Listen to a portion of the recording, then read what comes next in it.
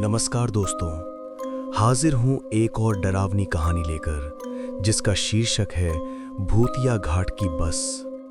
तो चलिए बढ़ते हैं कहानी की ओर। कई सड़कें ऐसी होती हैं जहां से गुजरते वक्त लोगों को अजीब बेचैनी महसूस होती है। कुछ रास्ते ऐसे भी होते हैं जिनके बारे में ड्राइवर और स्थानीय लोग एक ही बात कहते हैं, उस रास्ते से रात में मत गुजरना। ऐसी ही एक जगह थी पहाड़ों के बीच स्थित कालीधार घाट। दिन में ये घाट बिल्कुल सामान्य लगता था, हरे भरे पेड़, घुमावदार सड़कें और ठंडी हवा। लेकिन जैसे ही रात होती, इस जगह का माहौल पूरी तरह बदल जाता। स्थानीय लोगों के बीच एक अजीब नियम मशहूर था, अगर रात में कालीधार घाट से गुजरना पड़े तो बस की खिड़कियां कभी मत खोलना। लोग कहते थे कि कई साल पहले उस घाट में एक भयानक हादसा हुआ था। एक बस खाई में गिर गई थी और उसमें बैठे लगभग सभी यात्री मारे गए थे। उसके बाद से कुछ ड्राइवरों का दावा था कि रात में उस घाट से गुजरते समय बस के बाहर कोई चलता हुआ दिखाई देता है, और कभी-कभी बस के अंदर भी। ज्यादातर लोग इसे सिर्फ अफवाह मानते थे, लेकिन एक रात 4 दोस्तों ने अनजाने में ऐसी बस में सफर कर लिया जो उसी कालीधार घाट से गुजरने वाली थी। उन्हें नहीं पता था कि उस रात उनका सामना ऐसी चीज से होने वाला है जिसे देखकर इंसान की रूह कांप जाए। भोपाल के 4 दोस्त थे, आदित्य, रोहित, समीर और करण। चारों कॉलेज के बाद एक छोटे से ट्रिप पर पास के पहाड़ी शहर जाने वाले थे, लेकिन उस दिन उनकी ट्रेन छूट गई। रात के करीब 11:30 बजे वे बस स्टैंड पर खड़े थे। लगभग सारी बसें जा चुकी थीं। बस स्टैंड पर हल्की हल्की पीली लाइट जल रही थी और चारों तरफ सन्नाटा था। रोहित ने कहा, लगता है आज यहीं रुकना पड़ेगा। तभी दूर से एक बस आती दिखाई दी, पुरानी सी बस। उसकी हेडलाइट्स अंधेरे को चीरती हुई धीरे धीरे बस स्टैंड के पास आकर रुकी। बस के सामने बोर्ड लगा था, देवगढ़ रात सेवा। चारों दोस्तों ने एक दूसरे की तरफ देखा। समीर बोला, यही बस पकड़ लेते हैं। वे जल्दी से बस में चढ़ गए, लेकिन जैसे ही वे अंदर गए उन्हें थोड़ा अजीब लगा।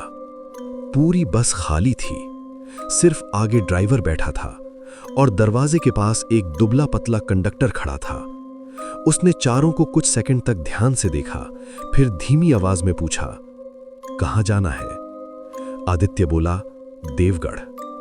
कंडक्टर ने टिकट काटे और बिना कुछ बोले आगे बढ़ गया। चारों दोस्त पीछे वाली सीटों पर बैठ गए। बस धीरे धीरे चल पड़ी। कुछ मिनट तक सब सामान्य था। बस सुनसान सड़क पर चल रही थी, लेकिन रोहित को एक अजीब बात महसूस हुई। उसने खिड़की से बाहर झांका तो सड़क के दोनों तरफ घना जंगल था और हवा में अजीब ठंडक थी। तभी समीर बोला, यार ये बस इतनी खाली क्यों है? करण हंसा, शायद रात की बस है इसलिए। तभी अचानक कंडक्टर उनकी सीट के पास आया। उसके चेहरे पर अजीब गंभीरता थी। वो धीमी आवाज में बोला, थोड़ी देर में घाट आने वाला है। चारों ने उसकी तरफ देखा। कंडक्टर बोला, घाट शुरू होने से पहले अपनी अपनी खिड़कियां बंद कर लेना। रोहित ने पूछा, क्यों? कंडक्टर कुछ पल चुप रहा, फिर बोला, बस नियम है। वो वापस आगे चला गया। चारों दोस्त थोड़े हैरान थे, लेकिन उन्होंने ज्यादा ध्यान नहीं दिया। कुछ देर बाद बस पहाड़ों की तरफ चढ़ने लगी। सड़क अब घुमावदार हो गई थी। बाहर घना कोहरा फैलने लगा था। तभी ड्राइवर ने धीरे से कहा, कालीधार घाट शुरू हो गया। अचानक बस के अंदर का माहौल बदल गया। हवा और ठंडी हो गई और कंडक्टर फिर उनके पास आया। इस बार उसकी आवाज पहले से ज्यादा सख्त थी, जल्दी खिड़कियां बंद करो। चारों ने अपनी अपनी खिड़कियां बंद कर लीं, लेकिन आदित्य ने अपनी जिज्ञासा में अपनी खिड़की थोड़ा सा खुला छोड़ दिया। बस धीरे धीरे घाट के अंदर बढ़ रही थी। बाहर घना कोहरा था और पेड़ों की परछाइयां हेडलाइट में अजीब लग रही थीं। अचानक आदित्य ने खिड़की से बाहर देखा और उसका दिल जोर से धड़कने लगा। सड़क के किनारे कोहरे के बीच कोई आदमी बस के साथ साथ चल रहा था, लेकिन सबसे डरावनी बात यह थी, बस की स्पीड लगभग 60 किलोमीटर थी। फिर भी वो आदमी बिल्कुल आराम से बस के बराबर चल रहा था। आदित्य की सांसें तेज हो गईं। उसने धीरे से रोहित को कहा, यार, बाहर देख। रोहित ने जैसे ही खिड़की से झांका, उसका चेहरा पीला पड़ गया, क्योंकि वो धीरे धीरे बस की खिड़की की तरफ मुड़ रहा था और उसके चेहरे पर कोई आंखें नहीं थीं। उसी पल कंडक्टर की तेज आवाज गूंजी, मैंने कहा था खिड़की मत खोलना। लेकिन तब तक वो चीज बस की खिड़की के बिल्कुल पास पहुंच चुकी थी और उसने धीरे से अपना हाथ खिड़की के अंदर डाल दिया। जैसे ही उस डरावनी चीज का हाथ खिड़की के अंदर आया, आदित्य का दिल जोर जोर से धड़कने लगा। उसका शरीर जैसे जम गया था। हाथ बिल्कुल ठंडा था, इतना ठंडा जैसे बर्फ। रोहित डर के मारे चिल्लाने ही वाला था कि तभी कंडक्टर दौड़ कर आया और जोर से खिड़की बंद कर दी। बस के अंदर कुछ पल के लिए गहरा सन्नाटा छा गया। चारों दोस्त एक दूसरे को देख रहे थे। उनकी सांसें तेज चल रही थीं। कंडक्टर ने आदित्य की तरफ गुस्से से देखा।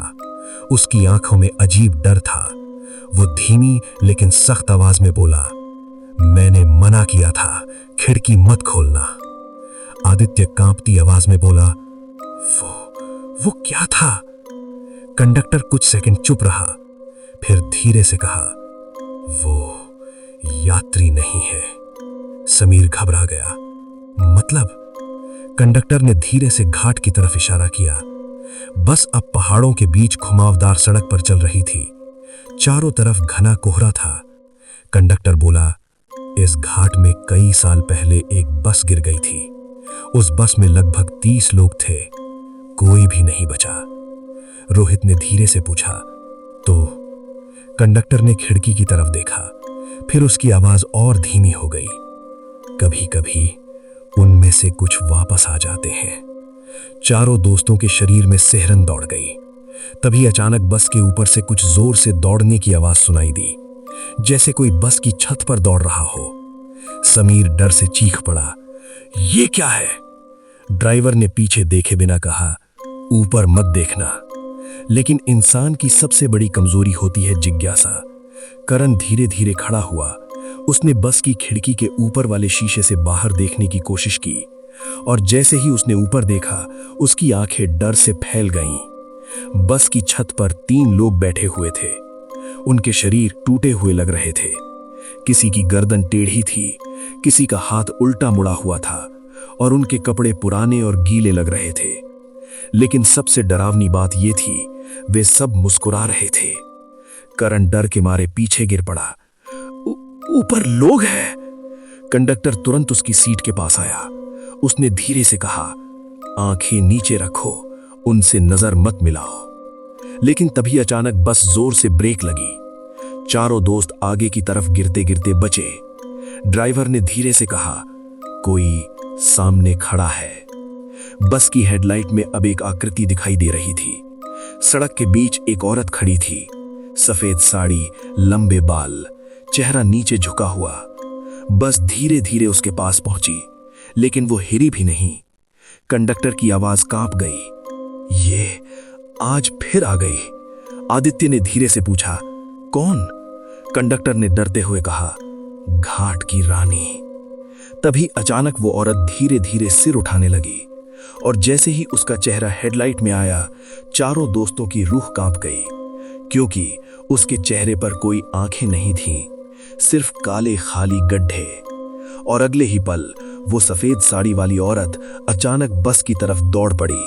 जैसे ही वो सफेद साड़ी वाली औरत बस की तरफ दौड़ी, ड्राइवर ने तुरंत एक्सीलरेटर दबा दिया। बस तेजी से आगे बढ़ गई। हेडलाइट की रोशनी उस औरत के ऊपर से गुजर गई और वो कुछ ही सेकंड में कोहरे में गायब हो गई। लेकिन बस के अंदर बैठे चारों दोस्तों के दिल अब भी जोर जोर से धड़क रहे थे। समीर घबराकर बोला, ये क्या था? ड्राइवर ने बिना पीछे देखे धीरे से कहा, अगर वो बस के सामने आ जाए तो बस कभी घाट से बाहर नहीं निकलती। बस में फिर सन्नाटा छा गया। सिर्फ इंजन की आवाज और बाहर चलती हवा की सीटी सुनाई दे रही थी। कुछ मिनट बाद कंडक्टर धीरे धीरे पीछे की सीटों की तरफ आया। उसने चारों को ध्यान से देखा, फिर बोला, अब कुछ भी हो, खिड़की मत खोलना। आदित्य ने डरते हुए पूछा, ये सब कब से हो रहा है? कंडक्टर ने घाट की तरफ देखा, फिर धीमी आवाज में बोला, जिस दिन वो बस खाई में गिरी थी उसी दिन से। रोहित ने पूछा, उस बस में कितने लोग थे?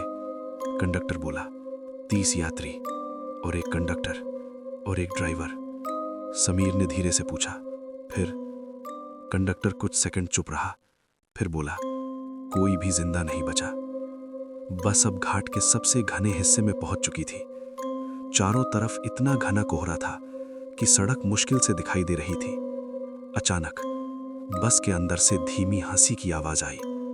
चारों दोस्त तुरंत चौंक गए। आदित्य बोला, तुम लोगों ने सुना? रोहित ने सिर हिलाया, हाँ। कंडक्टर का चेहरा अचानक गंभीर हो गया। उसने धीरे से पूछा, तुम लोग 5 लोग तो नहीं बैठे? चारों दोस्त चौंक गए। समीर बोला, नहीं, हम तो 4 ही हैं। कंडक्टर ने धीरे धीरे बस के पीछे की तरफ देखा और उसी पल आदित्य की नजर आखिरी सीट पर पड़ी। उसका दिल जैसे रुक गया, क्योंकि आखिरी सीट पर कोई बैठा हुआ था, लेकिन कुछ देर पहले वहां कोई नहीं था। वो आदमी झुककर बैठा हुआ था। उसके बाल उसके चेहरे को ढक रहे थे और उसके कपड़े पुराने और गीले लग रहे थे। समीर की आवाज कांप गई, ये कौन है? कंडक्टर धीरे धीरे पीछे बढ़ा। उसके कदमों की आवाज बस में गूंज रही थी। वो उस आदमी के सामने जाकर रुक गया। कुछ सेकंड तक दोनों के बीच सन्नाटा रहा। फिर कंडक्टर ने धीरे से पूछा, तुम कब चढ़े? वो आदमी धीरे धीरे अपना सिर उठाने लगा। जैसे ही उसका चेहरा रोशनी में आया, कंडक्टर के चेहरे का रंग उड़ गया, क्योंकि वो आदमी जिंदा नहीं लग रहा था। उसकी त्वचा नीली पड़ चुकी थी, उसकी आंखें आधी खुली हुई थीं और उसके चेहरे पर मिट्टी और खून के निशान थे। वो धीरे से मुस्कुराया और टूटी हुई आवाज में बोला, मैं उसी बस से आया हूं। बस के अंदर बैठे चारों दोस्तों के शरीर में सिहरन दौड़ गई। आदित्य ने डरते हुए पूछा, कौन सी बस? वो धीरे धीरे खड़ा हो गया। उसकी हड्डियां अजीब आवाज कर रही थीं और फिर उसने धीमी हंसी के साथ कहा, वही बस जो इस घाट में गिरी थी। तभी अचानक बस के सारे लाइट एक साथ बंद हो गए। पूरी बस अंधेरे में डूब गई और उसी अंधेरे में किसी की भारी आवाज गूंजी, अब कोई भी इस घाट से बाहर नहीं जाएगा। जैसे ही बस के सारे लाइट बंद हुए, पूरी बस गहरे अंधेरे में डूब गई। सिर्फ इंजन की घर घर की आवाज और बाहर चलती तेज हवा सुनाई दे रही थी। चारों दोस्त अपनी सीट पर जमे हुए बैठे थे। उनकी सांसें इतनी तेज चल रही थीं कि उन्हें खुद अपनी धड़कनें सुनाई दे रही थीं।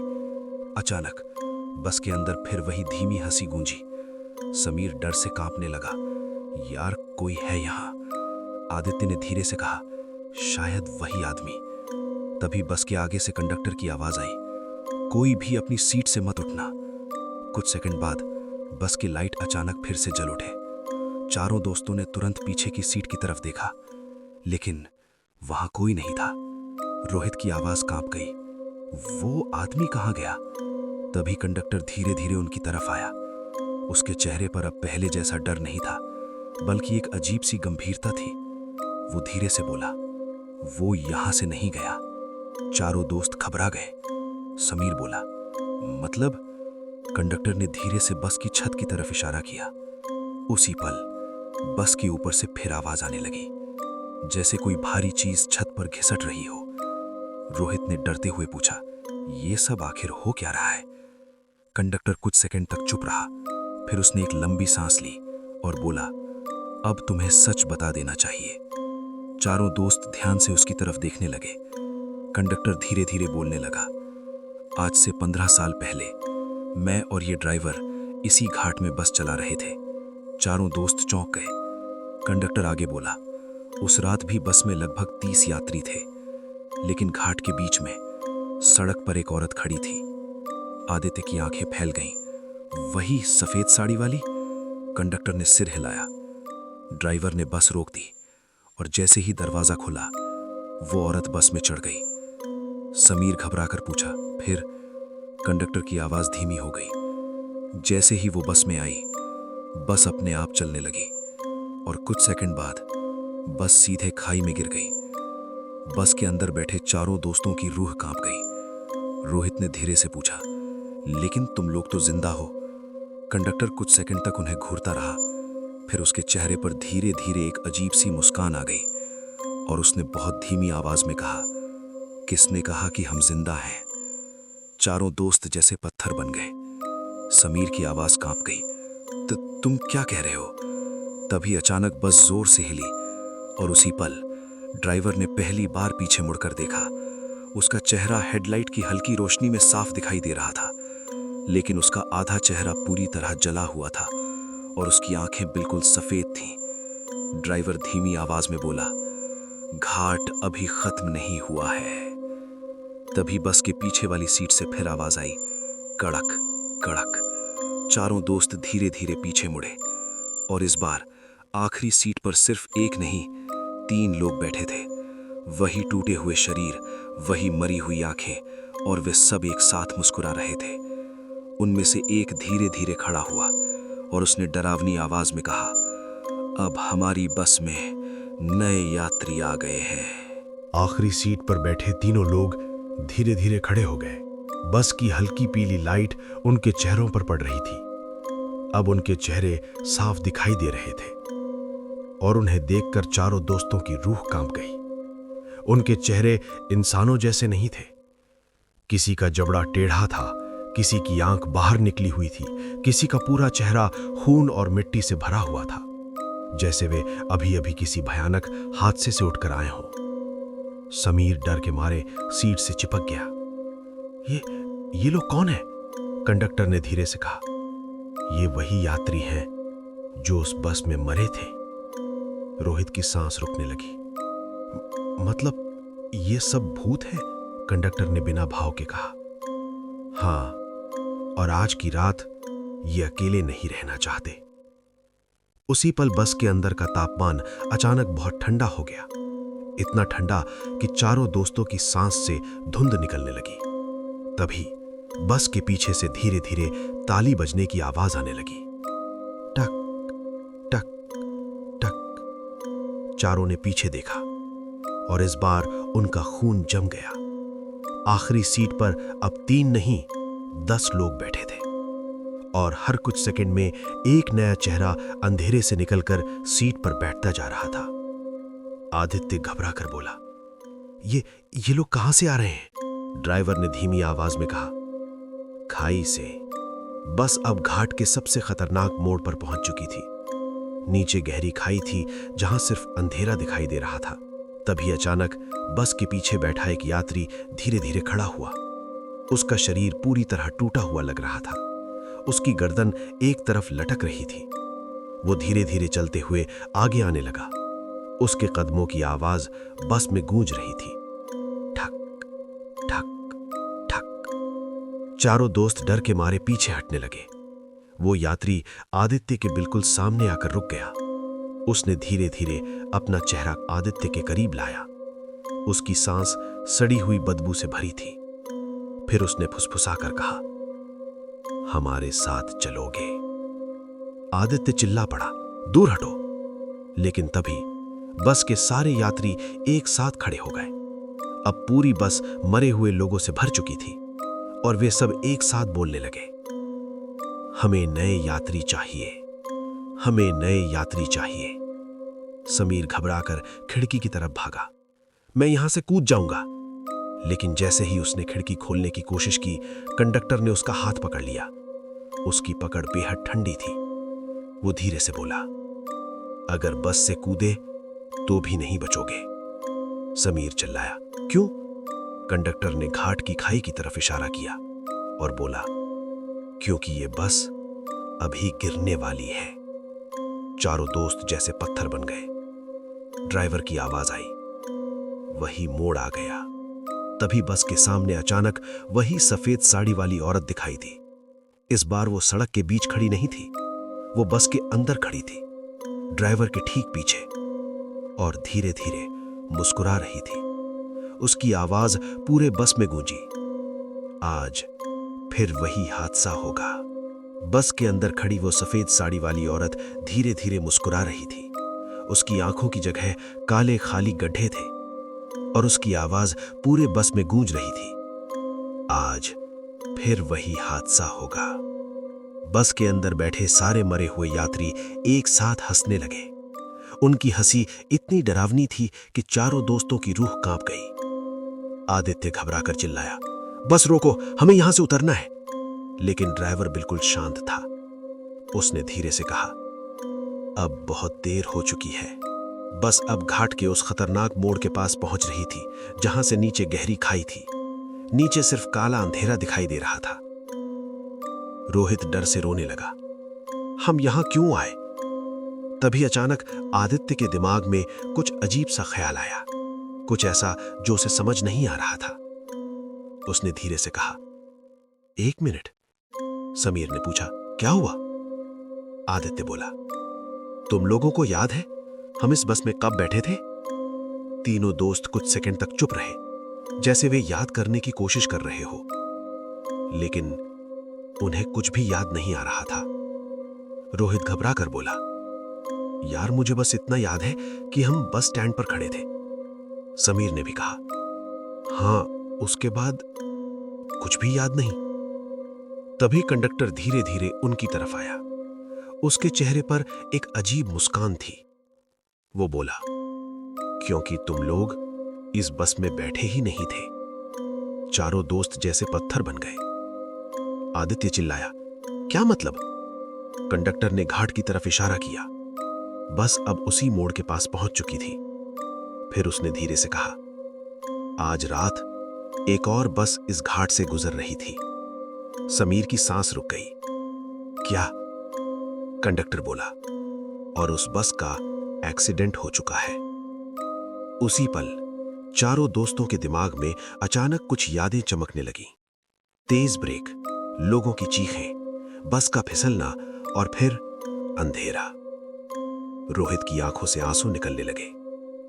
नहीं नहीं, कंडक्टर ने धीरे से कहा, तुम लोग अब जिंदा नहीं हो। बस के अंदर बैठे सारे यात्री अचानक शांत हो गए।